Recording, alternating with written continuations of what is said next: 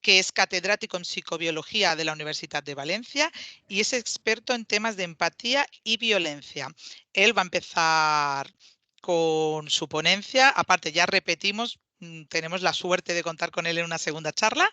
Y nada, dejamos un minutito más. Aprovecho para deciros, los que sea la primera vez que aterrizáis en esta charla, que es la cuarta charla del programa de HIS contra el bullying, que podéis encontrar todo el contenido en actuaconcabeza.com, y si os habéis perdido las charlas anteriores, allí las podréis visualizar. Igual que esta charla se va a grabar en directo y cuando finalice todos recibiréis un email para que podáis acceder al enlace. Esto lo veréis todo en la plataforma de Actúa con Cabeza. Igualmente, al finalizar la charla, pues lo recordaremos. Pues mira, ya somos unos 27. Está entrando Paola. Si queréis, cuando consideréis, Luis, ¿arrancamos? Cuando tú me digas. Pues venga, Luis, todo tuyo. Ya vamos Ok, recibiendo a medida que vayamos avanzando al resto de asistentes, de así que acuerdo. te cedemos la palabra. Muchas Muchas gracias. gracias. Gracias. Bien, pues en primer lugar, pues, decir que es un placer, un auténtico placer estar aquí y poder de alguna forma pues, aportar mi granito de arena a todo lo que es esta lucha contra el bullying, ¿no? Y agradecer a HS esta iniciativa porque yo creo que es fundamental.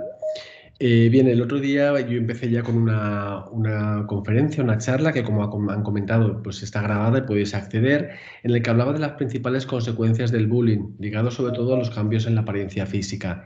Y hicimos un recorrido, aquí os he puesto un resumen, no voy a entrar otra vez en ello, pero claro, muchas veces se trivializa el bullying, ¿no? Y el bullying, pues digamos que tiene una serie de consecuencias que pueden llegar desde lo que es somatizar, enfermedades psicosomáticas por estrés, alteraciones del rendimiento académico, pero se puede ir complicando y puede afectar al sueño, la ansiedad, estrés, adicción, depresión, incluso intentos de suicidio y suicidio. Incidí mucho en ello, de hecho, el último libro de divulgación que he escrito se llama Necesito ayuda psicológica, ¿no? Y un poco es para detectar esas señales que nos están diciendo cuándo necesitamos la ayuda. Y incidí en el tema del bullying, ¿por qué? Porque realmente lo que se ha comprobado es que cuando alguien padece bullying tiene un riesgo mucho más alto de tener ideas suicidas, sobre todo en el ciberacoso, y también de tener esas tentativas de suicidio. Con lo cual, quería introducir la charla de hoy retomando la del otro día por la importancia del tema, o sea, de lo que supone lo que yo voy a contar hoy, que es la prevención. Es decir, yo creo que uno de los trabajos fundamentales en todos los tipos de violencia y, por supuesto, en el bullying es prevenir. ¿Cómo hacemos para que no aparezca? Cuando aparece el bullying hay protocolos ya estandarizados de aplicación que después Enrique va a comentar cómo trabajan y cómo se pueden aplicar. Pero yo creo que una de las, digamos, alternativas fundamentales de trabajo consiste en prevenir. ¿Cómo podemos prevenir el bullying? Y yo en ello, pues es un poco en lo que he estado trabajando en los últimos años. De hecho, pues escribí el libro Educar en la empatía, el antídoto contra el bullying, sobre todo para hacer referencia a ese tipo de educación que sería transversal, que sería una educación en valores basada en la empatía, en un modelo cooperativo frente a un modelo competitivo que permitiría de alguna forma prevenir la aparición del bullying. Por supuesto, una vez aparece se puede tratar y se puede gestionar, pero lo que os voy a contar va más encaminado a toda esta prevención. Vamos a comentar algunos conceptos generales que me gustaría dejar claros.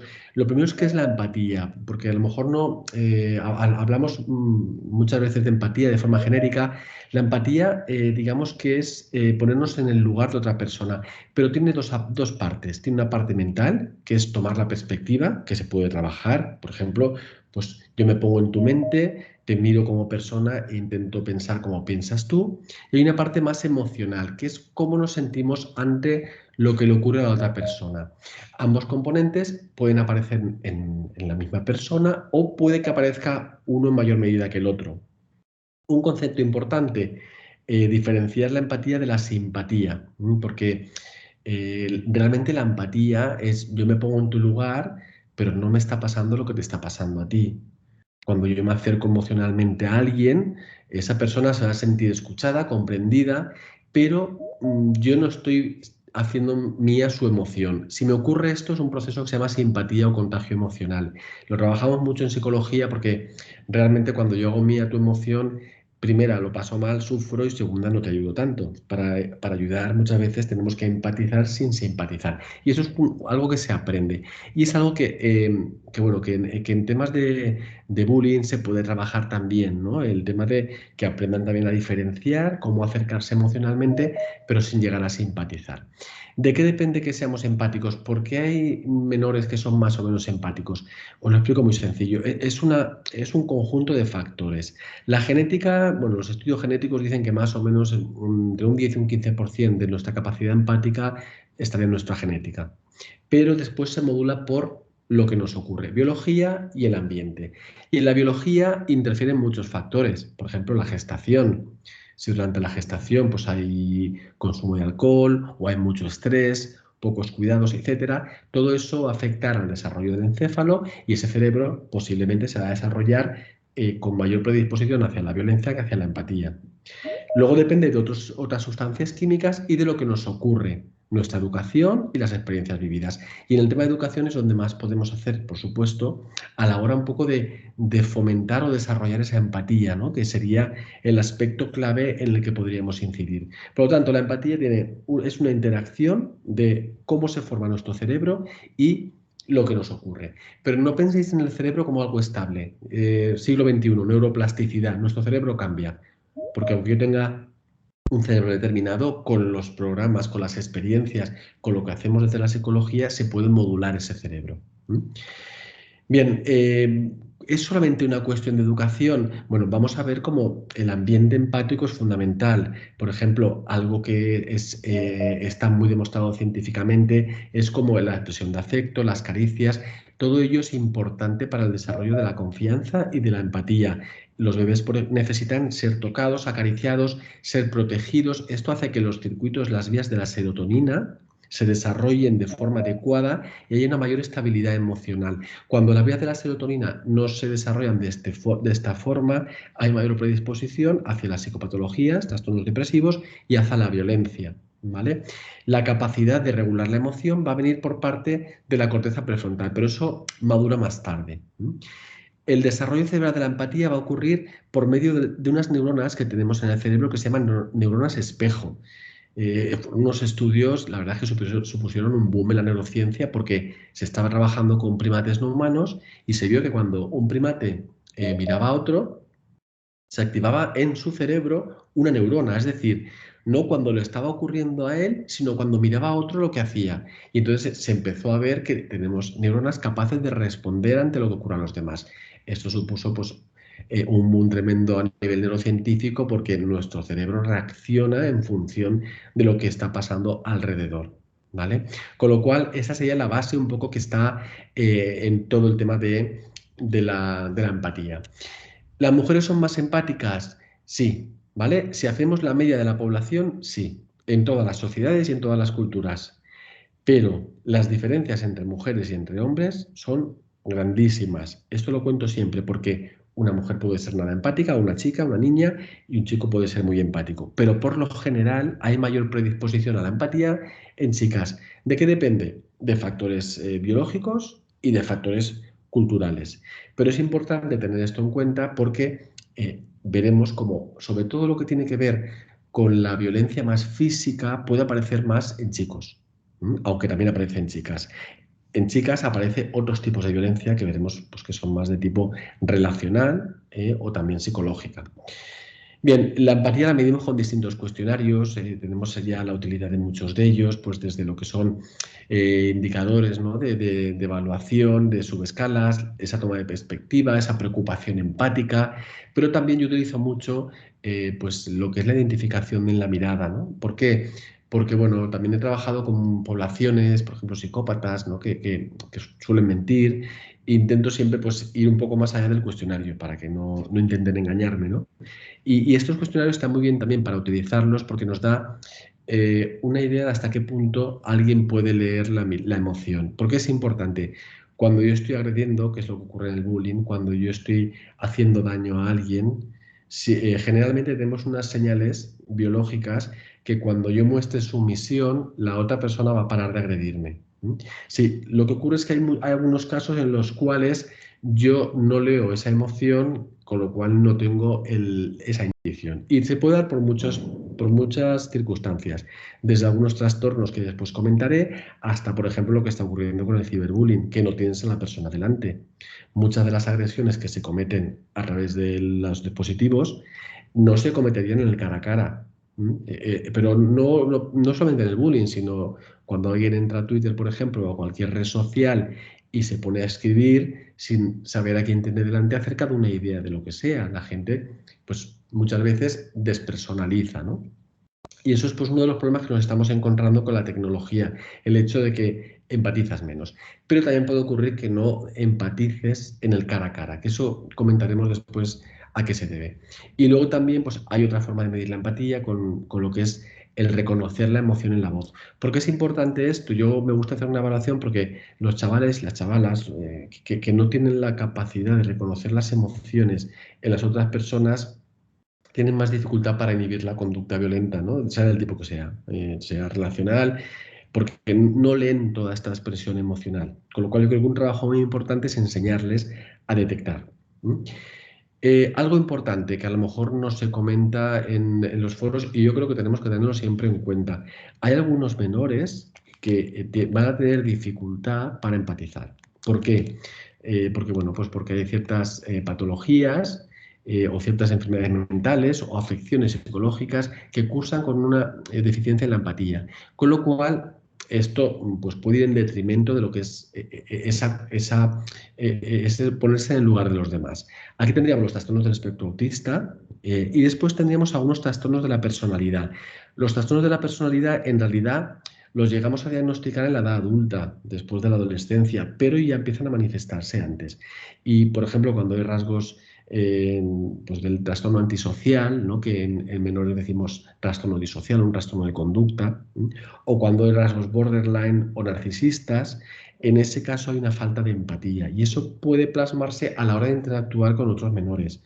Por tanto, yo creo que otro aspecto importante es esa detección, ¿no? De cuando tenemos a un menor que puede tener esa incapacidad de empatizar. Y luego también pues tendríamos todo lo que son otros temas como cuando un menor está en proceso de depresión o de ansiedad, es harto improbable que empatice. ¿Por qué? Porque en el momento en que tú estás deprimido hay una activación del córtex prefrontal y otras partes del cerebro que no te permiten ponerte en el lugar de. O sea, digamos que las vías cerebrales de la empatía dejan de funcionar adecuadamente temporalmente, porque toda la energía la necesitas para ti. Cuando estás con depresión te cuesta vivir a ti como para estar pensando, ¿no?, en otras personas.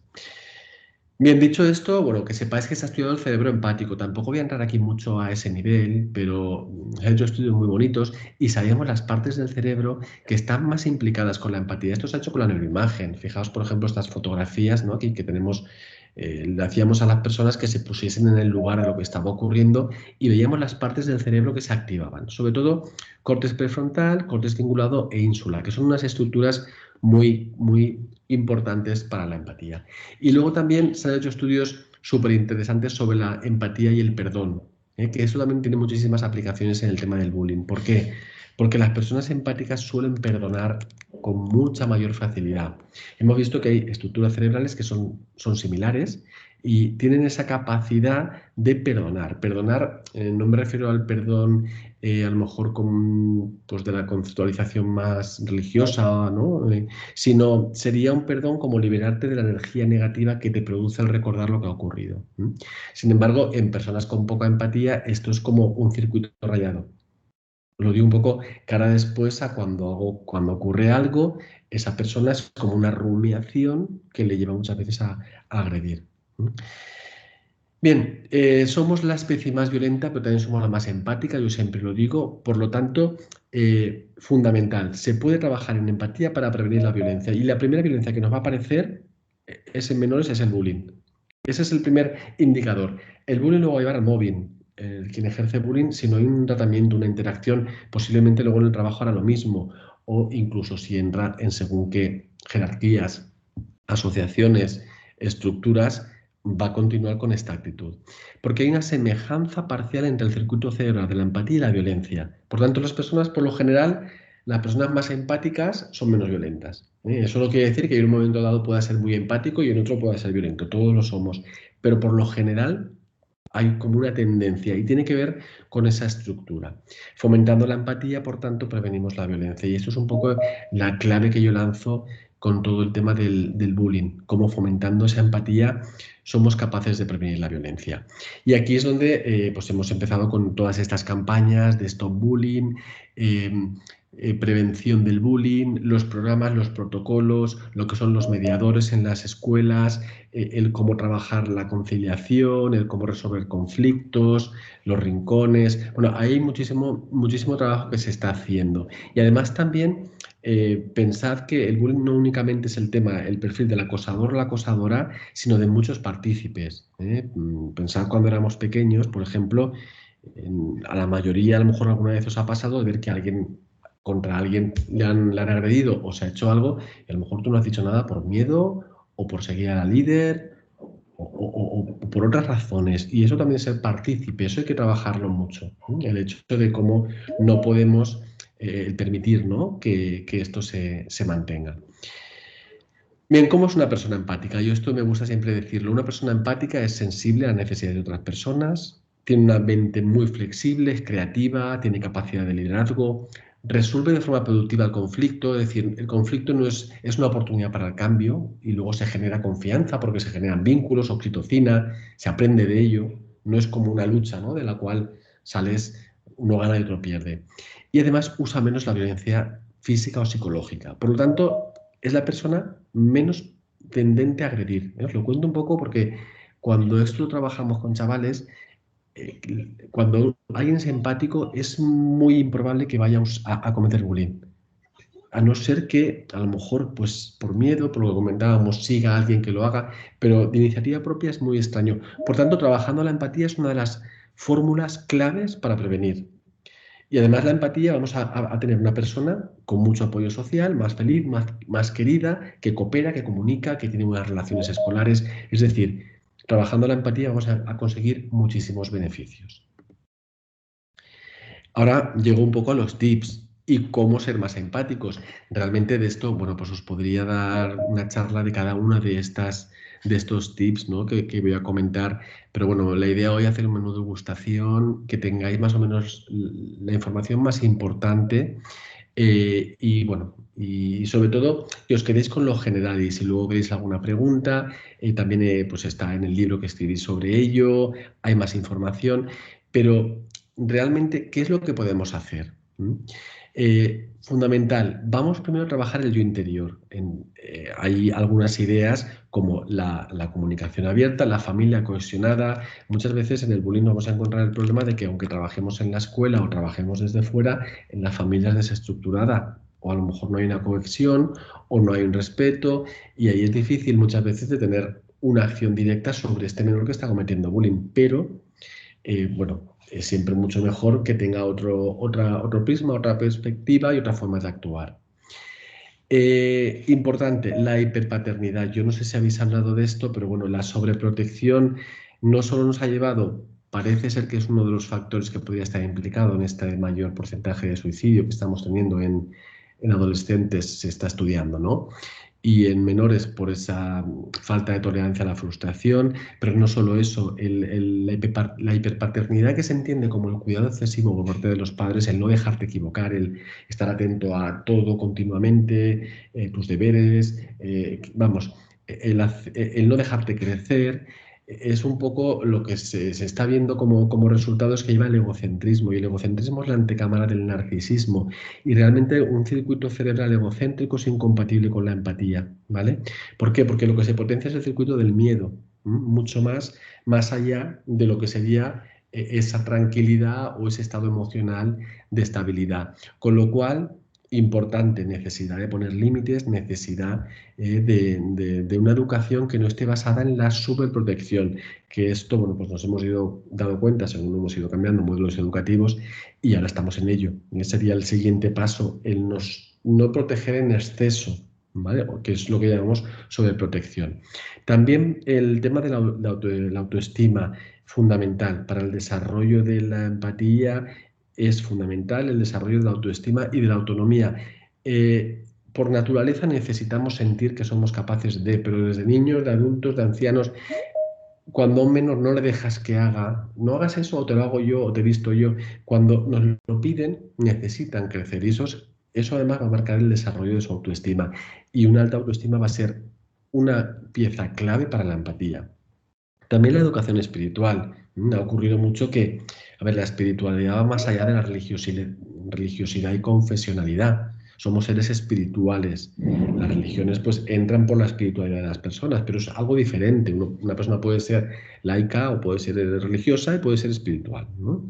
Y el tema de la espiritualidad, un poco ha ocurrido que al salirnos a lo mejor, como digo en general, ¿no? Como sociedad, de las religiones clásicas o quedarse ese vacío, a veces no se ha trabajado mucho todo este tema y es fundamental, ¿no? La educación espiritual incluye el respeto, la gratitud, el perdón, la humildad, toda una serie de valores que potencian el desarrollo de la empatía. También se puede trabajar el desarrollo de la empatía a través del mindfulness. El mindfulness es un tipo de meditación que lo que hace es pues tenerte en el aquí y el ahora, pero también con una mente abierta, la mente del principiante, sin juzgar y también trabajando mucho la aceptación.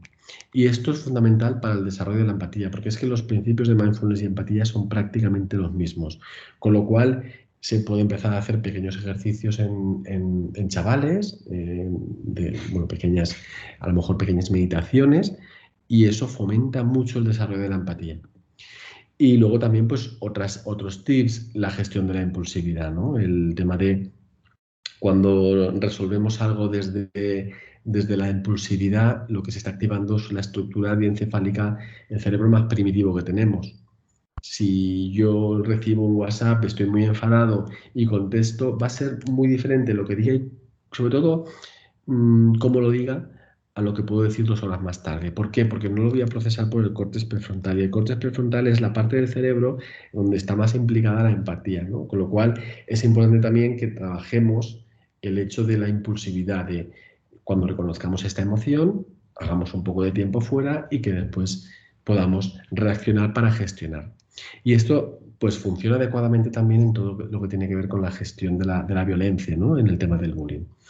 La asertividad, que es un tema fundamental también para el desarrollo de la empatía, expresar lo que necesitamos dentro de las normas sociales. Yo soy asertivo cuando digo, cuando tú hablas de esta forma, yo me siento.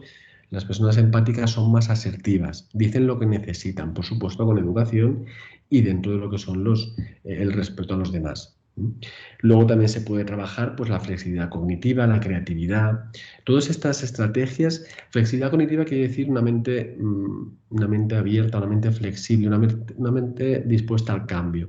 Por ejemplo, en agresores adultos, yo que he trabajado mucho tiempo, ¿no? con agresores y agresoras de distintos delitos, te das cuenta de que en muchas ocasiones tienen una mente muy rígida, muy poco adaptable a los cambios. Y eso les crea mucha inseguridad y reaccionan violentamente muchas veces por sus propios miedos. Algo que se puede trabajar mucho en menores ya para el desarrollo de la empatía y prevenir el bullying es toda esta flexibilidad cognitiva, que se puede hacer también con la curiosidad, la creatividad, etc. Por lo tanto, primero estaría el yo interior y la segunda parte sería la apertura a lo que nos rodea.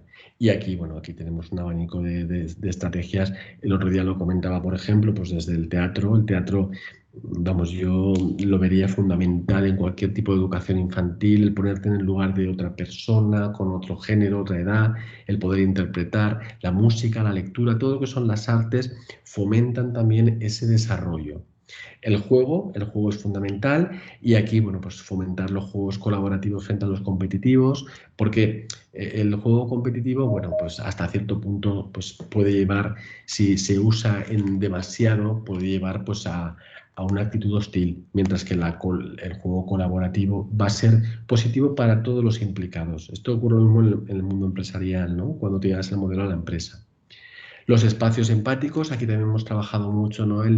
Eh, cómo podemos prevenir que haya conflictos, que haya violencia, que haya bullying, cuando los espacios son agradables. ¿Empáticos qué quiere decir? Un espacio empático es un espacio, primero en el que hay orden, esto lo decía ya María Montessori, ¿no? En el siglo pasado, o hace 2 siglos, y cuando ella, sobre todo, decía la importancia de que haya un orden, haya una estructura, haya unos rincones para los trabajos y que además sea un espacio en el que te sientas libre, te sientas bien, etcétera, etcétera. Luego, fomentar la escucha activa y la receptividad, también fundamental, el tema de que podamos escuchar, de que podamos ser receptivos a lo que nos dicen los demás, y esto se puede trabajar en menores, ¿no? Cómo nos tienen que mirar al hablar, cómo tienen que expresarse, etcétera, etcétera. La actitud abierta, el respeto, algo también totalmente importante, no la tolerancia. A mí la palabra tolerancia ya no me gusta, yo digo respeto, porque tolerar parece que toleras, ¿no? Cuando te guste o no. Y realmente más que esto sería como el respetar, entender la diferencia, ¿no? El educar en la diversidad, ¿no? En la equidad. A mí tampoco me gusta la palabra igualdad porque no somos iguales, somos todos diferentes y todas. Entonces hay que coger esa individualidad para educar, ¿no? Y es educar en la equidad, que es la igualdad de oportunidades, y también en la diversidad, respetando el cerebro de cada persona. ¿No? Y luego la mediación escolar, que bueno, que todo esto yo creo que lo va a comentar Enrique también, porque es un poco cómo podemos hacer que, fijaos, por ejemplo, alguien que comete bullying, ¿no? Como luego, o que empieza, ¿no? Con atisbos de que está haciéndolo, como luego se puede darle la vuelta y hacer una educación en empatía y que luego sea mediador o mediadora de otros conflictos. Esto le va a ayudar a tomar perspectiva y va a intentar, desde la importancia que va a sentir, el ayudar a otras personas que han pasado por lo que ella ha hecho o él ha hecho, ¿no? Con lo cual, todos estos modelos de mediación son también magníficos. Y lo que comentaba, la equidad y la diversidad, igualdad de oportunidades, somos diversos, con lo cual, pues una educación basada en la tolerancia y el respeto. Y eso nos hace más empáticos. Cuando tenemos aulas diversas, es más fácil que alguien sea empático. Cuando tenemos aulas que son todos de la misma etnia, nivel económico, etcétera, etcétera, se crea como una especie de normalidad que lo que se salga de ahí puede ser objeto de, ¿vale? Con lo cual, simplemente porque los niños crezcan en la diversidad, que afortunadamente cada vez es mayor en todas partes, eso ya es una riqueza cara al respeto. Y bueno, niños empáticos, niños felices, ¿no? Es un poco lo que digo. ¿Y por qué digo felices? Porque he trabajado mucho en temas de neurofelicidad y otra forma de abordar el tema del bullying es que las personas felices son menos violentas y los menores que muchas veces ejercen bullying presentan frustración, tienen problemas en casa, tienen muchos temas emocionales por resolver, mucha infelicidad y eso, su frustración les lleva a ser agresivos y agresivas con otras personas. Y bueno, y luego pues el tema de fomentar empatía en madres y padres, pero aquí tampoco voy a entrar mucho más, porque si no tampoco me va a dar tiempo a continuar. Simplemente decir, bueno, pues que he hecho un poco un resumen, ¿no? de lo que creo que es más importante, ¿vale? La persona empática no permitiría el bullying en ningún caso. Yo creo que es uno de los temas también que tenemos que comentar. Y luego la sociedad empática pues sería esta sociedad más permisiva, respetuosa, en la que, bueno, pues digamos que aquí sería una sociedad en la que el bullying no tendría cabida alguna. Si os interesa más información, bueno, tengo mi canal de YouTube y ahí tengo varios vídeos sobre bullying, ciberbullying y, bueno, y sobre otros temas relacionados con la violencia. Cierro aquí mi exposición para dar paso a Enrique y agradecer pues, la escucha que he tenido y, por supuesto, quedo a disposición por si después tenéis alguna pregunta. Gracias. Muchas gracias, Luis. Súper interesante la empatía, tal como la has tratado y la has abordado. También os recuerdo, antes de dar paso a Enrique, que ya va a intervenir, que al finalizar la charla tendréis todos un espacio para poder hacer preguntas directamente tanto a Luis como a Enrique. Y ahora ya vamos con Enrique Pérez Carrillo de la Cueva, es presidente de AEPAE, que es fundador y coordinador del Plan Nacional para la Prevención del Acoso Escolar. Buenas tardes, Enrique, encantados de tenerte aquí con nosotros. Buenas tardes, un placer estar aquí en esta campaña. Creo que es algo necesario, sobre todo porque según el informe del año 2023, el de Bullying Sin Fronteras, dice que España es el primer país de Europa en incidencia y el tercero del mundo, con lo cual creo que esas campañas son necesarias para que al menos pues, mejore la situación del acoso escolar en España. Ha sido un placer. Bueno, pues como presidente de AEPAE sí querría un poco hablar de qué hace AEPAE, porque aplica ese plan nacional, sobre todo para prevenir la incidencia del acoso escolar. Entonces, hay algo que a veces en los foros no está muy claro, que es la definición de acoso escolar. Desde AEP hacemos una definición que incluso la impartimos a niños con 5 o 6 años. Y si a los 6 años se entiende, quiere decir que eso lo entiende cualquier persona. Claro, para usar el término de empatía, que es algo fundamental, sobre todo en la prevención, incluso luego en la reeducación, que luego voy a hablar también el que hace AEPA dentro del Plan Nacional para reeducar al victimario. En esa definición que empleamos, que es algo muy sencillo, debe serlo sobre todo para que se visibilice, porque a veces, si no está muy claro qué es acoso, pues al final nada es acoso, ¿no? Entonces, cualquier forma de maltrato, entendiendo con maltrato cualquier conducta que haga daño, bien sea verbal, una burla, un insulto, bien sea física, cualquier agresión, fin, golpe, empujón, etcétera, o que sea psicológico, cualquier exclusión, fin, cualquier humillación que sea, digamos, por un secreto, etcétera. Entonces, cualquier forma de maltrato, cualquier conducta que haga daño. Es importante decir que eso sea reiterado, pero hay que poner un límite a esa reiteración, porque si no pasa, pues como la frase que nos dijo un inspector de educación hace un par de años a una madre, que a su hijo no le acosaban porque no le pegaban más de 3 veces a la semana. Eso es una bestialidad. Entonces, si ese maltrato pasa una vez, no es un hecho puntual. O sea, no es acoso escolar, porque no es reiterado. Si pasa 2 veces puede ser casual, pero si pasa 3 veces ya lo es por definición, porque empieza a ser algo sistemático contra el mismo niño o niña, y eso lleva al proceso de la anticipación, que luego voy a hablar de ello. Que ese maltrato, por supuesto, pase en cualquier espacio en el centro escolar, incluso en el propio perímetro del centro. Y si digo en cualquier espacio, incluye el gimnasio, incluye el comedor, incluye el patio, por supuesto, e incluso el propio autobús del centro, porque no olvidemos que el centro tiene la guardia y custodia de los niños desde que entran al centro hasta que salen del mismo. Y si ese maltrato pasa en cualquier red social, hablamos de ciberacoso escolar. Me gusta decir el que sea escolar, porque no todo ciberacoso es escolar. ¿Por qué razón? Porque si es escolar, implica que esos niños se van a ver de luego el día siguiente en el colegio. Si alguien sufre ciberacoso, eso no implica, aunque haya esa posibilidad de que se vea con esa persona, pero en el centro escolar sí hay una seguridad de que lo que pasa en redes, eso luego tiene una repercusión el día siguiente en el colegio. Y eso es un proceso que genera anticipación, que ahora voy a hablar de ello.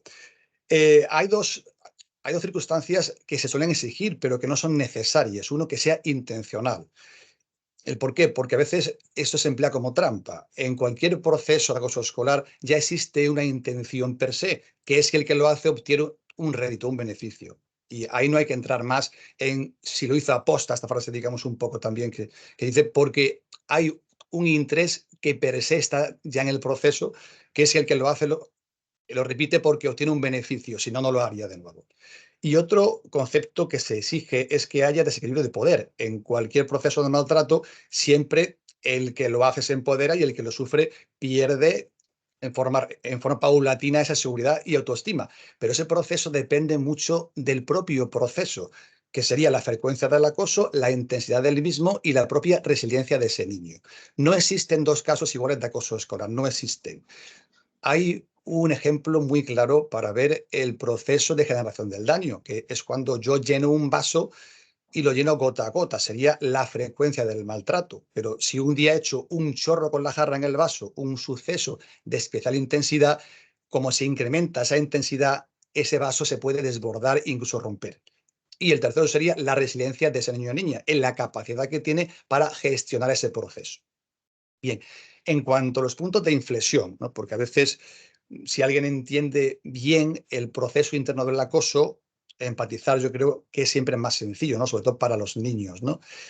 Hay en cualquier proceso de acoso, y en AEPAE ya hemos tratado a casi 5.000 víctimas severas en los últimos 20 años e incluso hemos reeducado a 150 menores también.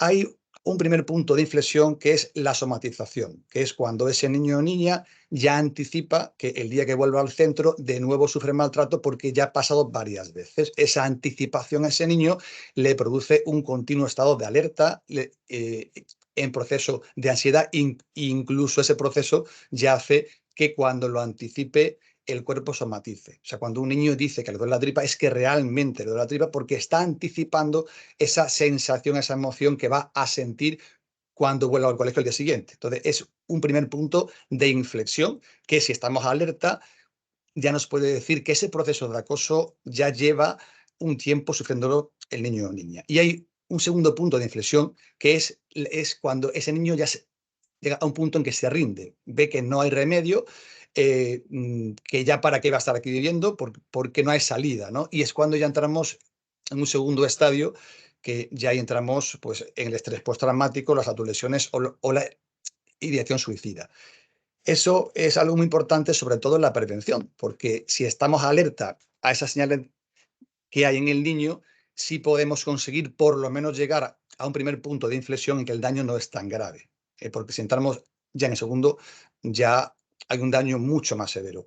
En cuanto a señales de alerta, antes Luis ha hecho una lista bastante acertada y muy, muy buena. Desde AEPA tenemos una lista de 10 puntos que hemos ido viendo, que son de menor importancia hacia la ideación suicida. El primero, cualquier cambio en el comportamiento del niño. Un padre o una madre son los que mejor conocen a su hijo, de forma que si es un niño disruptivo, pero de pronto por este proceso que él sufre, se vuelve huraño, se encierra en su cuarto, no habla, es una señal. O al contrario también, si un niño es un poco tímido, pero de pronto se pone violento, tiene ataques de ira, etcétera, pues obviamente es un cambio importante en su comportamiento habitual. Es una primera señal básica de que algo puede ocurrir.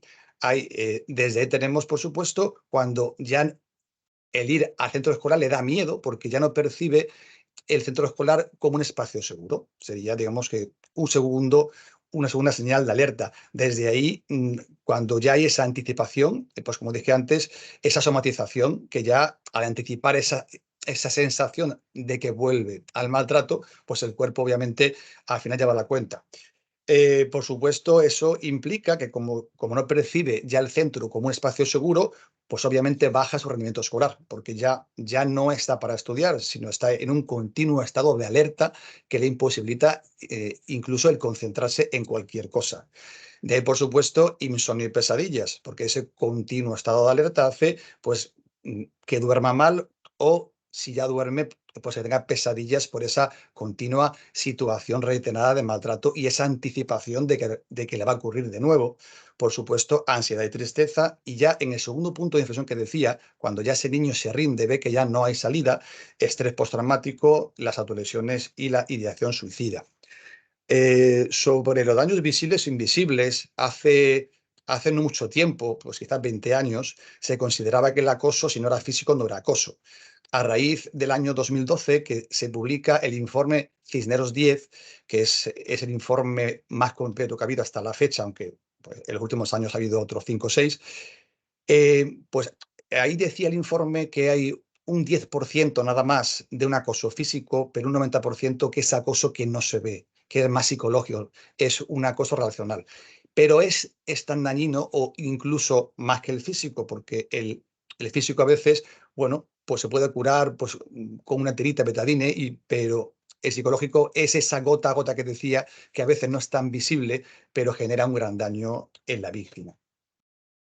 Sobre el trabajo de la empatía que hace AEPAE cuando imparte su plan nacional, que son una serie de intervenciones en batería que hacemos en los colegios, hay una intervención que es para sensibilizar dentro del aula, y es una intervención que es proactiva, que a esos niños y niñas se les da una información teórica, por supuesto, para que entiendan qué es acoso, qué no es acoso, etcétera, pero entendemos, y eso funciona muy bien. De hecho, antes hablaba Luis del teatro, ¿no? De que todo lo que pasa por el cuerpo al final se graba mucho más en la emoción. Hacemos una serie de dinámicas que son en role-playing, para que esa empatía, una vez que ya se entienda en lo teórico, el que también los niños puedan sentirla dentro. Entonces, hacemos una serie pues, de dinámicas en el aula sobre autoconcepto, sobre estar en el foco, sobre qué siente un niño o niña cuando todo el grupo le mira, le señala, se ríe.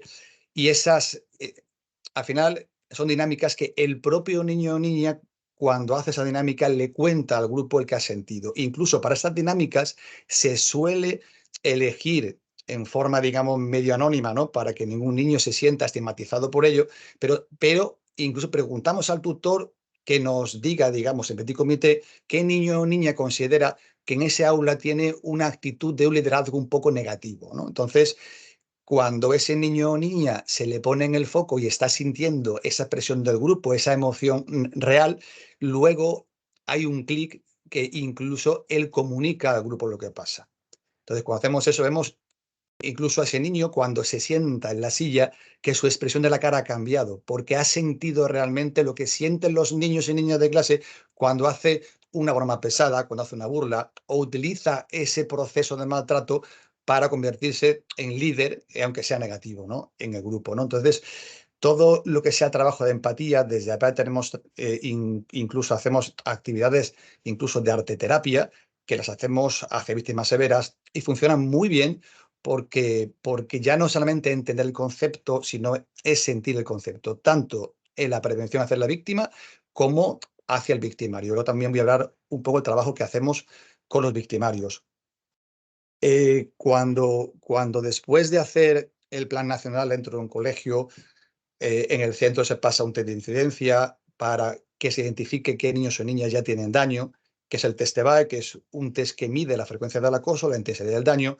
Cuando ya eso se identifica, se inicia un proceso. En ese proceso lo que se hace es a la víctima se le imparte un curso específico en el que se le enseñan habilidades de asertividad. Entonces, ya comentó Luis que el niño asertivo es un niño que tiene mucha mejor gestión de la empatía, porque puede expresar sentimientos de una forma mucho más clara, sencilla, directa, incluso pacífica. Cuando antes Luis comentó algo interesante sobre la empatía, sobre que si un niño es empático es muy difícil el que se convierta en el niño agresor, eso es 100% cierto, pero también hay una segunda parte, que a veces los niños que sufren ese maltrato escolar, su empatía suele ser superior a la de la media.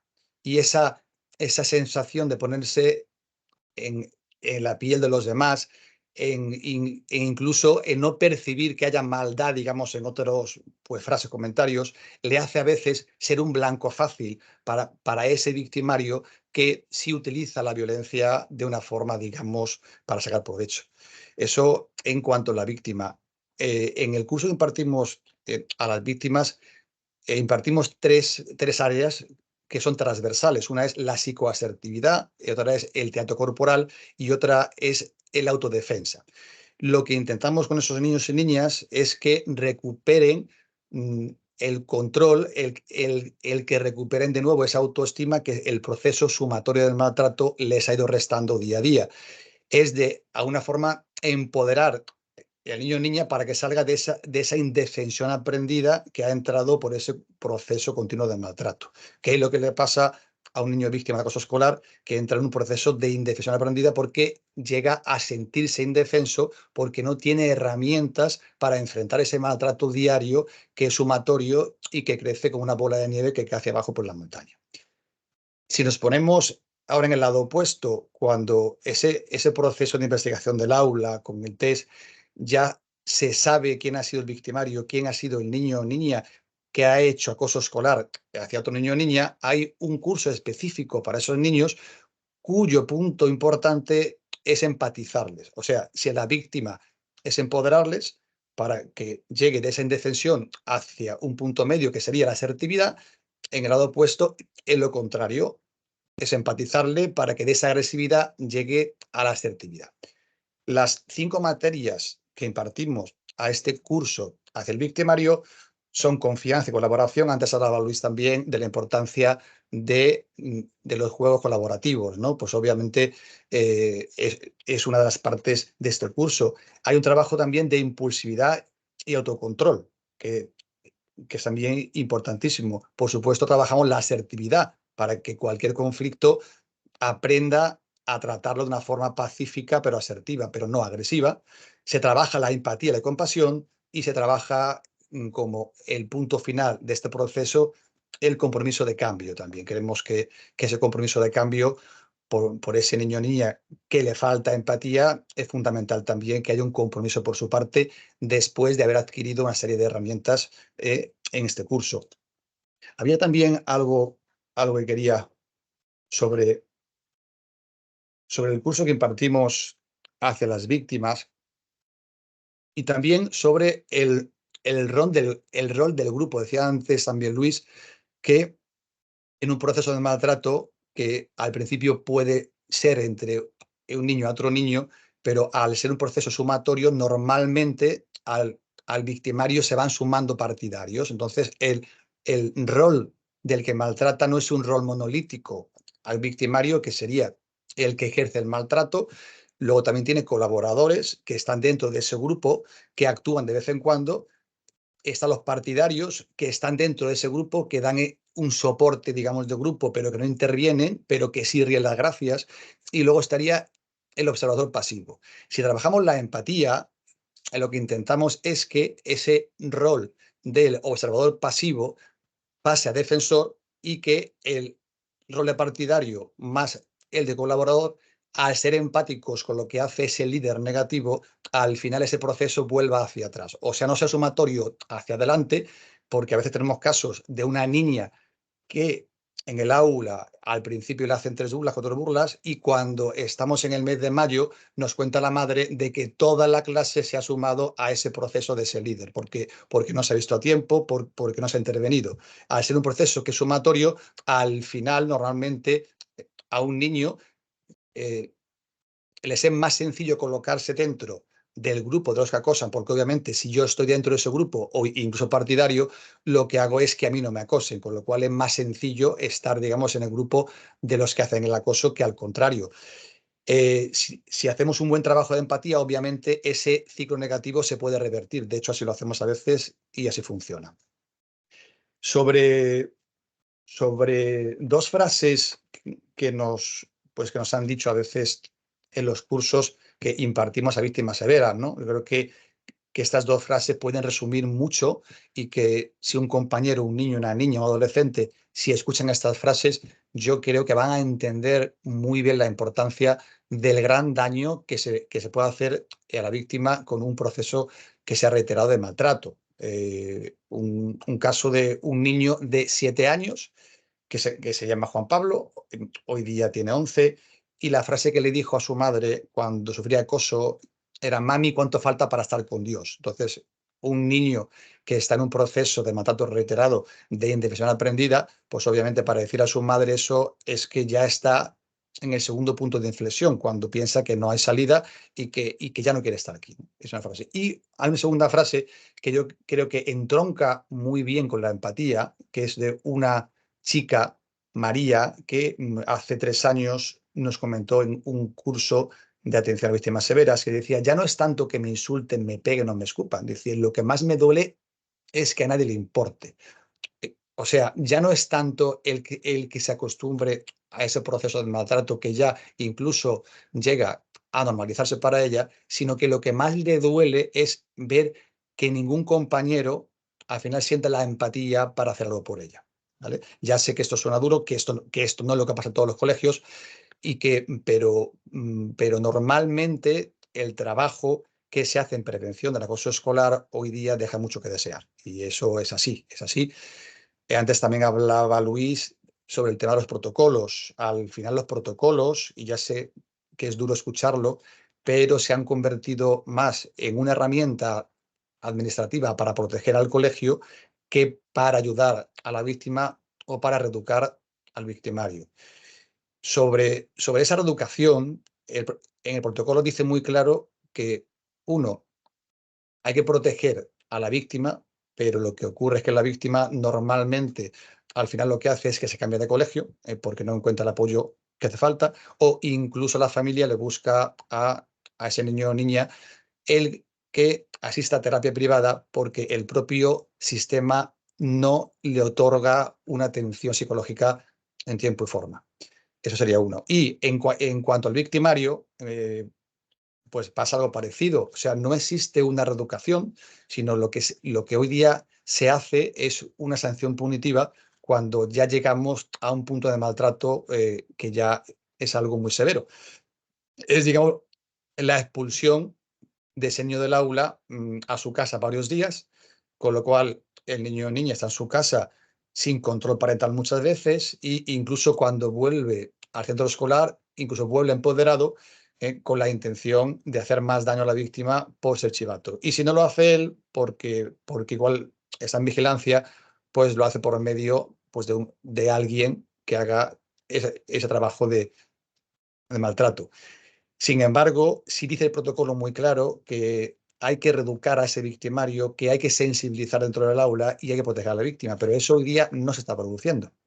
Con lo cual, es la causa por la que Luis lo sabe. De hecho, tenemos psicólogos en AEPAE que están en centros de atención primaria y nos dicen que en los últimos 5 años se han incrementado de una forma exponencial los niños adolescentes que tienen problemas de salud mental y que muchos de esos niños, cuando hablan con el terapeuta, les señalan pues, que ese daño psicológico que tiene esa herida viene motivada muchas veces por un maltrato reiterado y por esa indecisión aprendida que tras meses o años pues han llegado a ese punto. O sea que la importancia de hacer prevención, de trabajar la empatía es algo necesario y es algo que es muy urgente sobre todo porque antes dije que España hoy día es el primer país de Europa en cuanto a incidencia. En AEPAE tenemos un plan nacional que sí intenta impartir una formación integral tanto a los observadores como hacia las víctimas, como hacia los victimarios, como hacia las familias, como hacia los profesores, porque creemos que es un problema transversal y que nos compete a todos y es urgente hacer un cambio para que pues para que no pase lo que está pasando, ¿no? En estos días. Hay algo más que sí querría comentar, que se me ha quedado algo en el tintero. Sí, algo, bueno, que aunque sea más, digamos, operativo, pero la importancia hoy día de que cuando un niño sufre acoso escolar, el que se intervenga rápido, el que la familia documente esa situación, porque normalmente esa carga de la prueba recae en la víctima. Si la víctima no documenta correctamente eso, el centro va a decir, normalmente, no todos los centros lo hacen, pero sí la mayoría, que eso que ocurre no es acoso porque ha sido puntual. Entonces, es muy importante que eso se documente, que se entregue, el que se intervenga rápido y en que en ese proceso de investigación el centro escolar se atreva a una reeducación correcta al victimario, porque eso hoy día no está ocurriendo. En 9 de cada 10 casos, el que se marcha del colegio es la víctima, no es el acosador. Con lo cual, el mensaje de la víctima es que el problema es él, que él es o que ese maltrato se justifica, o que es culpable de ese maltrato y por eso es él el que se cambia de centro. Sería muy interesante que una de las medidas para esa educación hacia ese victimario, incluso para esa empatización, que si se demuestra que es un caso de maltrato, el que tenga que marcharse del centro a otro centro sea el victimario, porque si eso ocurre, el victimario va a ver, uno, qué consecuencias directas, dos, que cuando entre dentro de otro grupo, él ya va a hacer las cosas de una forma distinta. O sea, él se va a relacionar con el grupo ya no de una forma, digamos, de un liderazgo tóxico, sino al contrario. Entonces, es una medida que, aunque parezca que no es muy importante, pero si no hacemos esto, lo que estamos es perpetuando que la conducta violenta y el que la ausencia de empatía al final sea un beneficio. Y ya no es solamente eso, sino que el propio grupo lo está viendo. Entonces, cuando hay una sanción correcta hacia el victimario, hay un doble proceso. Uno, hay una reeducación hacia este niño o niña, pero hay también un ejemplo hacia el grupo que ve que esas conductas violentas no pueden ser rentables. Y eso es hoy día, por desgracia, lo que no está ocurriendo, que el que al final se marcha del centro es la víctima y el que la familia incluso, y ya sé que suena duro, pero el propio sistema se protege a sí mismo y deja en absoluta indefensión a las familias. Y ya sé que habrá gente que diga que eso no es así, pero en AEPAE creo que tenemos esa credibilidad por el conocimiento de estar de hace 20 años, ya, en fin, incluso haber impartido formación a 35.000 estudiantes, en 105 centros y a casi 5.000 víctimas severas. es necesario que se haga un plan nacional y es necesario que se articule una ley específica que no existe. Ya existe en Francia y otros países, pero no en España, porque esa ley al final lo que va a hacer es que se visibilice y se articulen todos los procesos con recursos para que se pueda reeducar hacia el victimario en forma en que no sea punitiva, para que se proteja a la víctima si es necesario, con una atención psicológica, para que salga de esa indefensión aprendida y para que se haga una buena prevención en empatizar también a ese grupo de aula para que no colaboren con ese líder negativo, sino que se pongan siempre de parte de la víctima. Yo creo que eso es lo más sobresaliente que también podemos comunicar. Decir, por supuesto, que si alguien necesita ayuda, pues que tenemos una página web, www.aepae.es. Hay mucha información dentro de la página. Incluso tenemos un test de incidencia que se puede hacer de forma gratuita y anónima. Cualquier padre o madre con su hijo o hija le puede hacer un test a su hijo. Este test ya le va a dar una información que es rápida, instantánea. Si el test sale verde es que no hay acoso, si el test sale naranja es que ya hay episodio de maltrato y si está en rojo es que ya hay maltrato que es reiterado y severo y hay que intervenir rápidamente porque intentamos una cosa, que el tiempo es oro. Insisto ya por último en que los 3 factores que influyen en el daño en la frecuencia, en la intensidad y en la resiliencia. Y en cualquier momento del proceso, si ocurre un suceso de especial intensidad, eso ya puede incluso desencadenar una ideación suicida o una situación de ansiedad muy, muy alta. Entonces, por eso el tiempo es fundamental a la hora de intervenir en cuanto haya indicios de que existe acoso escolar. Muy bien. Ay, perdona, que pensaba que tenía el micro. Muchas gracias, Enrique.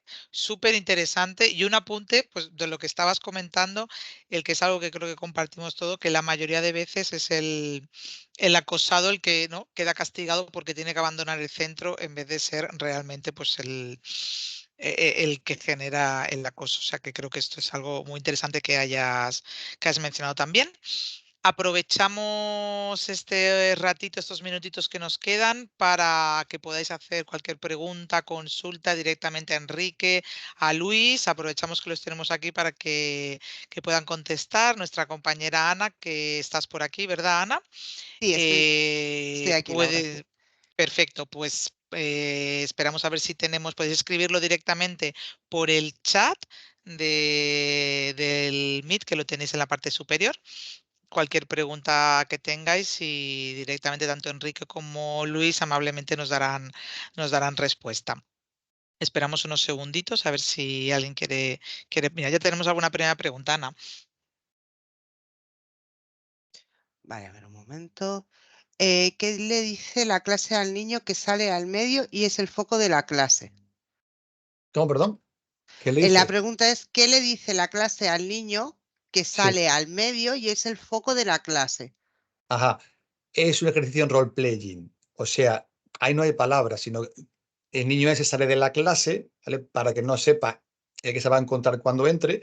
Cuando entra ya en la clase se coloca delante del grupo y el grupo lo que hace es que en cuanto entra por la puerta sencillamente le mantiene la mirada en todo el proceso hasta que se pone delante del grupo y desde ahí lentamente, sin ningún gesto, digamos, pues que sea afable, ¿no? Para que sienta que está en el foco del grupo esa presión y lo que hace el grupo es sencillamente mirarle y sube el brazo lentamente y le señalan nada más. Ya sé que al hacer esto no es de buena educación, pero es un ejercicio en role-playing para intensificar la sensación de estar frente a un grupo y estar en el foco, porque la víctima, cuando sufre maltrato, sí tiene esa sensación de presión del grupo y del foco. Entonces, si un niño a otro le insulta, en un grupo en el patio, obviamente los que están alrededor van a mirar a ese niño.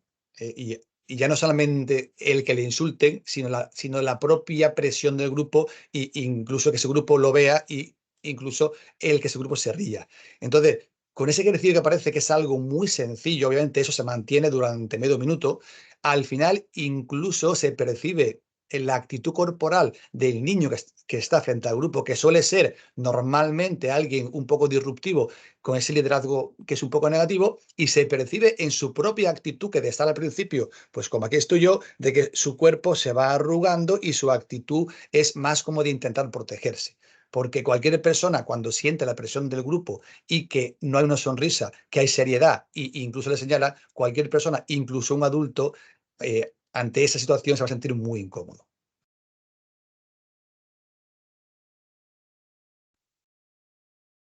Muchas gracias, Enrique. Tenemos una segunda pregunta, Ana. Sí, ¿y los cursos para víctimas y agresores los hacéis por ciudad o en cada centro? Esos cursos están dentro en el plan nacional que hacemos.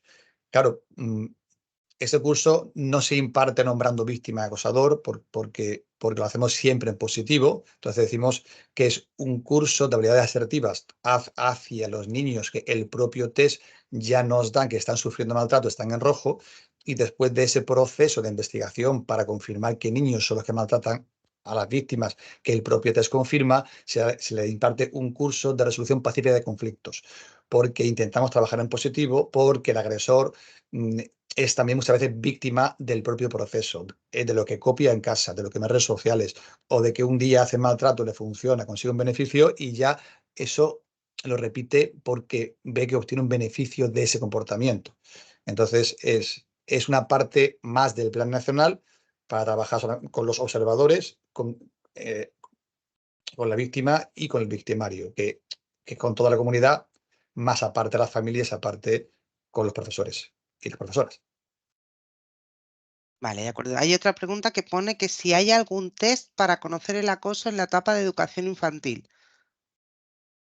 No sé si Luis conoce alguno. Nosotros el test que usamos es el test EBAE, que se hace desde segundo de primaria, que es el hermano menor del test ABE, que es el que hizo Iñaki Piñuel, que es experto en mobbing y en bullying, y que se emplea incluso como una prueba pericial en juicio. El TEBAE es como el hermano pequeño de este test, que es más operativo y más rápido. En infantil yo no conozco ninguno, no sé si Luis conoce algo de eso. Sí, generalmente en infantil lo que se hace es más registros sintomáticos. Depende un poco del desarrollo del lenguaje, lo primero, ¿no? Cara a utilizar las herramientas.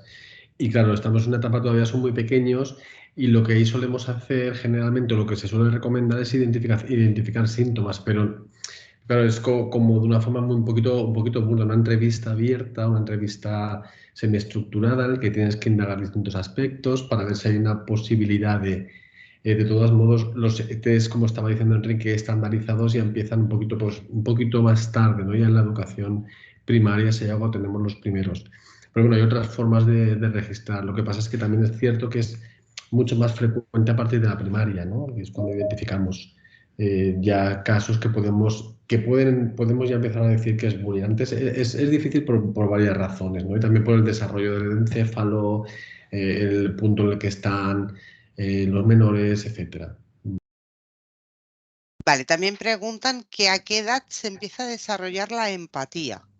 Buena pregunta. ¿La contesto yo, Enrique? Sí, por supuesto, tú eres experto en eso, Luis. Bueno, muy interesante. A ver, la empatía en principio, como comentaba un poco en mi exposición, es una interacción de factores. Hay una parte que digamos que es de nuestro cerebro y otra parte que es lo que nos ocurre. Entonces, realmente, aparte de la parte más genética, que es mínima, que es un 10-15%, por ejemplo, el proceso de la gestación ya empieza a influir en cómo es nuestro cerebro empático. Si yo, por ejemplo, mi gestación ha sido, pues, que ha estado impregnada de estrés, de alcoholismo, he vivido una guerra durante ese proceso, ¿no?, en el que me han gestado, todo eso va a afectar a mi cerebro de forma que va a ser mucho más vulnerable, más predispuesto a ciertas afecciones, incluso a un menor desarrollo de la empatía. Y luego la infancia, si yo en la primera infancia empiezo a sufrir malos tratos, por ejemplo, eso va a hacer que mi cerebro tenga un cambio radical. De eso hay estudios muy bonitos en los que se hacía interactuar en guarderías a niños y se ponían algunos que habían padecido malos tratos. Fijaos que tenían 4 años. Pues la mayoría de menores, cuando veían a uno llorar, se les grababa con cámaras.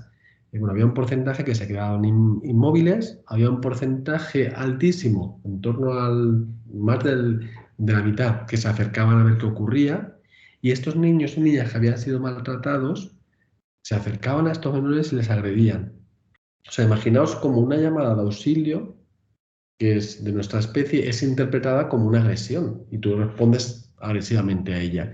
Por lo tanto, a tu pregunta diría que influye desde la gestación, la primera infancia y todo lo que va a ser el desarrollo. Lo que ocurre es que la empatía se acaba de forjar realmente cuando acaba la adolescencia. ¿Por qué? Porque es cuando se desarrolla el córtex prefrontal completamente. Primero hay un desarrollo en la adolescencia de estructuras diencefálicas primitivas, por eso es una etapa tan difícil, ¿no? De esta tanta emocionalidad y de poco control. Luego hay muchas diferencias individuales. Pero la empatía en sí, como proceso humano, finalizaría ya después de la adolescencia. Por eso en general decimos que los adolescentes son poco empáticos. Y luego hay muchas diferencias individuales. Pero el proceso, digamos que empieza es desde el desarrollo temprano. Por eso mi intención de aplicar el programa de empatía a los 3 años. Yo un programa que intenté diseñar para aplicarlo en escuelas, yo quería empezar ya desde el primer momento, ahora 2 años que entran ya, ¿no? ¿Por qué? Porque cuanto antes interactúas, antes trabajas en ello, más probable es que desarrolles la empatía y que haya una contención de muchos tipos de violencia. Vale, tenemos otra pregunta de Ángela que dice, ¿y si son similares los canales de empatía y violencia? Y si tienes más activo uno, no permite protagonismo del otro. Una pregunta muy interesante. Pues fijaos, yo es que llegué a trabajar en empatía porque yo había trabajado mucho tiempo en el estudio del cerebro y la violencia. Y claro, realmente trabajaba mucho en diagnóstico, pero de alguna forma mi forma de ver la vida siempre es en, bueno, ¿qué podemos hacer, ¿no? En positivo. Y entonces cuando empecé a trabajar en tratamiento y prevención, y cuando me puse a estudiar la base biológica de la empatía, te das cuenta de que estructuras cerebrales no es que sean las mismas, pero hay como una semejanza. Y llegué a hipotetizar incluso que cuando el circuito cerebral está orientado más hacia la empatía, es menos probable que agredas. Esto no quiere decir que yo no pueda ser empático en un momento, agresivo en otro, pero una persona que tiene todo el desarrollo del cerebro empático, con todas las vías de neurotransmisores como la serotonina, ¿no? Que es fundamental para la empatía, o la oxitocina, desarrolladas en una vía digamos, hacia la empatía, es mucho menos probable que se comporte de forma violenta.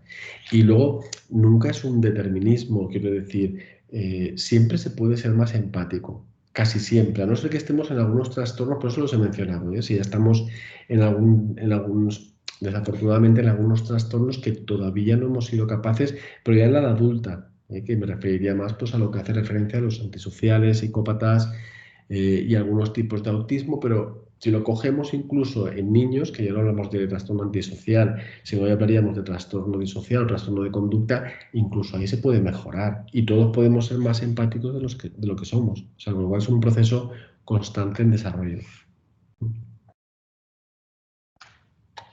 Vale, también pregunta, ¿y por qué los cerebros femeninos son más empáticos? ¿Por una cuestión hormonal o de conexiones neuronales? ¿No son similares los cerebros independientemente del sexo? Buena pregunta, es muy interesante. A ver, realmente es muy difícil aislar todas las variables socioculturales, pero generalmente lo que hemos visto es que si hacemos la media de la población en todas las sociedades y culturas, del mismo modo que hay más violencia física que no psicológica, aquí ya sabemos, esto ya se está tambaleando y parece que somos iguales, ¿no? O más o menos iguales, pero en la física sí que hay diferencias y tiene que ver mucho con la contención del impulso violento. Así como hay más violencia física en todas las sociedades y culturas, en hombres, si hiciésemos la media de la población, en mujeres hay un mayor desarrollo empático. Se ha explicado pues, con lo que ha tenido que ver con siglos y siglos de encargarse de la socialización, del cuidado de los menores, del cuidado de los ancianos, en los que necesitas tener un cerebro que comprenda más a las situaciones que tienes alrededor. Se han hecho como muchas teorías. ¿Y de qué depende? Depende de distintos factores. Hay factores que pueden ser un poco más biológicos, como los factores hormonales. Sabemos que el desarrollo de la testosterona puede hacer que te predisponga a ser más violento o violenta, mientras que el desarrollo de otras hormonas y la oxitocina entre ellas te va a predisponer hacia la empatía. Pero además factores sociales. Por ejemplo, uno de los temas que no ha ayudado nada al desarrollo empático en hombres es el tema de los hombres no lloran. ¿Por qué? porque si yo no me permito expresar mi emoción, me permito expresar mi dolor y es más, reconocer que tengo una tristeza y en lugar de ello me enfado, como pasa, ¿no? Como los chicos no lloran, pues cuando tienes tristeza te enfadas. Eso hace, primero, que no tenga una catarsis yo de lo que estoy viviendo y segunda, que me cueste reconocer la tristeza en otras personas y eso también dificulta la empatía. Con lo cual, parece que es una interacción de factores. Habría factores que tienen pues un calibre más biológico y otros que son socioculturales. Pero, importante, esto si hacemos la media de la población. Esto no quiere decir que si yo cojo a todas las chicas y a todos los chicos, no hay unas diferencias tremendas entre ellos. O sea, las diferencias individuales serían mayores que al comparar por géneros. Pero si hiciéramos estadística, pues sí que nos saldría. Nos saldría. Esto tendrá que ver con la evolución de los cerebros, pero actualmente estamos cambiando tanto los roles de género que esto se cambiará porque nadie nos ha hecho como somos. Somos lo que somos porque nos estamos adaptando al medio, con lo cual, si llega un momento que pues asumimos los cuidados por igual, asumimos los mismos, eso cambiará, los cerebros irán cambiando para adaptarse. Vale, también preguntan que si las personas manipuladoras pueden ser muy empáticas o nada empáticas. ¿Lo contesto? Sí, sí, sí. A ver, fíjate, yo cuando escribí el libro La empatía, me puse en contra de muchos teóricos, porque siempre dicen los psicópatas, los psicópatas digamos que es un manipulador llevado a extremo, ¿no? No tienen empatía, yo nunca he estado de acuerdo, tienen una altísima empatía cognitiva, pero no tienen empatía emocional. ¿Por qué? Porque tienen la capacidad de ponerse en tu lugar, pero desde una postura muy, muy mental. Te observan y dicen lo que tú quieres oír. Eso es lo que hace un manipulador o manipuladora. Hace lo mismo. Solo que el psicópata ha llevado a extremo porque además te va a utilizar y puede llegar hasta a cualquier conducta para utilizarte, ¿no? Con lo cual, tu pregunta es si pueden tener una altísima empatía mental, cognitiva, pero no emocional. Los grandes manipuladores, incluso personas con rasgos psicopáticos, tienen esa altísima empatía cognitiva, pero no están sintiendo absolutamente nada, por lo cual son peligrosos, entre comillas, porque es un tipo de violencia al final. Lo que están haciendo es utilizarte, te ven como un objeto, te ven como un instrumento. Problema que podemos tener, yo lo digo siempre, ¿no? El cómo generamos la educación. Por ejemplo, algo que nos ha dicho aquí que yo veo fundamental es cuando yo elijo una escuela para mi hijo, para mi hija, cómo es la educación emocional que va a tener y qué tipo de prevención hay para el bullying. A lo mejor me estoy preocupando porque tenga 3 idiomas, pero no estoy viendo la base, que es lo más importante, de cómo esa persona se va a formar a nivel de estructura emocional que le va a permitir ser feliz. O sea, ¿qué va a ocurrir si hay bullying? Por ejemplo, esto muchas personas yo creo que van a ver colegios y ni lo preguntan, ¿no? Y están eligiendo a lo mejor por una cuestión puramente académica. Esto es problemático porque además hay muchas escuelas de ese tipo que fomentan la competitividad y en el modelo competitivo, una persona manipuladora o con rasgos psicopáticos se crece. De hecho, tenemos un sistema en el que en las altas jerarquías hay muchas personas con rasgos psicopáticos, no tienen nada más que ver a políticos y políticas, y eso no juega a nuestro favor como sociedad. ¿Por qué? Porque son personas pues, con esa alta empatía cognitiva que estabas preguntándome, pero que no están sintiendo nada y pueden tomar decisiones muy abruptas en las que las personas sufrimos, pero van a dormir tranquilamente porque no tienen remordimientos, culpa, etc. Vale, y también preguntan que si existe algún perfil o trastornos que hagan que no consigan empatizar. Sí, bueno, lo he comentado un poquito. Ahí tendríamos todo lo que son los trastornos del espectro autista, ¿vale? Lo que ocurre es que en este caso es una dificultad realmente de conexión con el mundo. Y en esa dificultad puede estar el comprender a la otra persona, ¿vale? Solo que en el espectro autista no va a generar nunca daño hacia la otra persona, simplemente es que no la va a comprender, le va a faltar o hay que trabajar mucho para que pueda llegar a entender, ¿no? lo que le transmite a la otra persona. Y luego también tendríamos algunos trastornos de la personalidad, pero claro, en menores no los diagnosticamos, porque el diagnóstico de un trastorno de la personalidad, como la personalidad se forja en la adolescencia, se hace en la edad adulta. Entonces, los indicadores que tenemos sobre todo son pues lo que sería la antecámara del antisocial, que se llama trastorno de conducta, que son menores por ejemplo, el síndrome del emperador, que son muy o de la emperatriz, ¿no? Que son muy déspotas, que tienen ciertos comportamientos que podrían entrar dentro de la esfera del trastorno de conducta, que empiezan lo ves pues que son menores, por ejemplo, que hacen daño a los animales, que mienten, que empiezan a tener rasgos que hay que atajar, hay que coger, porque además muchos de ellos pues pueden ser los victimarios, ¿no? Que estaba comentando antes Enrique. Y luego también tendríamos otra de los perfiles que son los que irían más hacia el trastorno límite o al narcisista. Son otros dos tipos de trastornos de la personalidad. El narcisismo se forja en la edad adulta también, pero claro, por ejemplo, yo por eso he dicho la hiperprotección. La hiperprotección es un flaco favor, perdón, a muchos niveles, a muchísimos. Y uno de ellos es al desarrollar el egocentrismo y el narcisismo.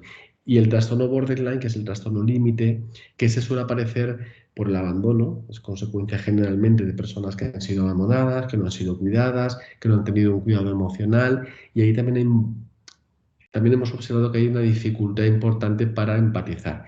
Pero muchas personas borderline pueden pasar a ser luego víctimas depende un poco, ¿no? No tienen por qué ser luego las agresoras. Y además también en los momentos de ansiedad y de depresión y ansiedad. Cuando estamos en una fase importante de ansiedad o de un estado depresivo fuerte, en ese momento hay incapacidad cerebral para empatizar. ¿Por qué? Porque la ansiedad es miedo y cuando tienes pánico es un circuito cerebral muy, muy primitivo en el que el córtex prefrontal está hipoactivo y en la depresión ocurre algo similar. Cuando estás deprimido, la parte del córtex prefrontal se suele inhibir, menos lo que es la rumiación, con lo cual no tienes la capacidad de ver al otro. Si te cuesta llevar tu vida, mucho más te va a costar ver a la de los demás. Con lo cual sí que esto es importante conocerlo.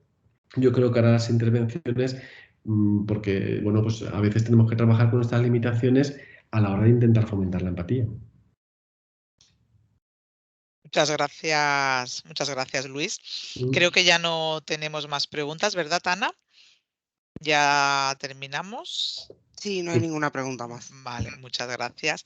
Pues nada, ya creo que es solo despedirnos, agradeceros, Luis, Enrique, vuestra intervención, vuestra aportación súper valiosa y que, bueno, nos lo llevamos y aparte todos los asistentes que sepáis que la charla de hoy se ha grabado y que la vamos a publicar en la plataforma que... Aprovecho para recordaros, creo que aparece justo aquí, actuaconcabeza.com. Los que no la conozcáis o que habéis aparecido por primera vez, podéis acceder, registraros, es totalmente gratuito. Vais a ver todas las charlas que ya hemos tenido anteriormente, hoy es la cuarta, grabadas para poder visualizarlas y apuntaros a las próximas charlas, que tenemos una en abril y otra en el mes de mayo para terminar todo el ciclo. Aparte tenéis también talleres que os podéis descargar para padres, para educadores, con lo cual espero que toda la información que necesitéis la podáis encontrar allí. Y nada, muchas gracias, buenas tardes a todos y nada, espero que nos veamos en la próxima charla en el mes de abril.